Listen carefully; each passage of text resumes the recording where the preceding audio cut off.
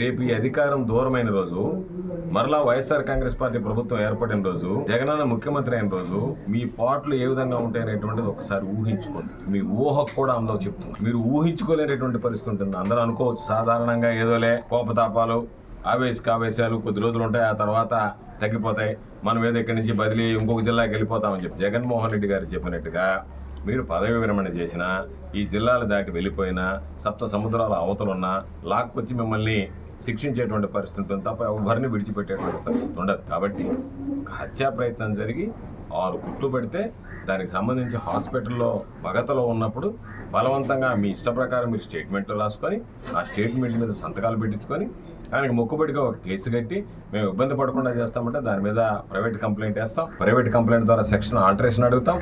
లేదనుకుంటే దాని మీద పునర్విచారణ జరుగుతుంది. ఆ కేసు మీద పునర్విచారణ జరిగినప్పుడు ఎవడైతే నేరాలకు పాల్పడ్డారో వాళ్ళ అంతు చూడటమే కాకుండా వాళ్లకు వంతపాడి ఈరోజు ఎవరైతే అధికారులు నాటకాలు ఆడారో వాళ్ళను కూడా విచారణలో వదిలిపెట్టేటువంటి పరిస్థితి ఉండదు.